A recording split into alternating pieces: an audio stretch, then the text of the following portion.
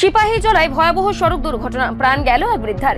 সিপাহীজলা জেলার নৌকাঘাট এলাকায় আজ দুপুরে ঘটে গেল এক মর্মান্তিক সড়ক দুর্ঘটনা। দুটি গাড়ির মুখোমুখি সংঘর্ষে গুরুতর আহত হলেন অন্তত 9 জন যাত্রী। ঘটনাস্থলে চাঞ্চল্য ছড়িয়ে পড়ে। প্রত্যক্ষদর্শীদের দাবি, দ্রুত গতিতে আসা দুটি গাড়ি নিয়ন্ত্রণ হারিয়ে একে অপরের সঙ্গে সজোরে ধাক্কা খায়। সংঘর্ষের তীব্রতায় দুমড়ে মুচড়ে যায় গাড়ি দুটি। এতে বহু যাত্রী গুরুতর জখম হন। আহতদের উদ্ধার করে হাসপাতালে পাঠানো হয়। চিকিৎসাধীন অবস্থায় মৃত্যু হয় সরস্বতী সরকার নামে এক বৃদ্ধার। তার মৃত্যুতে এলাকায় শোকের ছায়া নেমে এসেছে। আহতদের মধ্যে কয়েকজনের অবস্থা আশঙ্কাজনক বলেই হাসপাতাল সূত্রে জানা যায়। খবর পেয়ে ঘটনাস্থলে পৌঁছায় পুলিশ ও দমকল বাহিনী। দুর্ঘটনাগ্রস্ত গাড়ি সরিয়ে যান চলাচল স্বাভাবিক করা হয়। কী কারণে এই দুর্ঘটনা ঘটলো তা খতিয়ে দেখছে পুলিশ।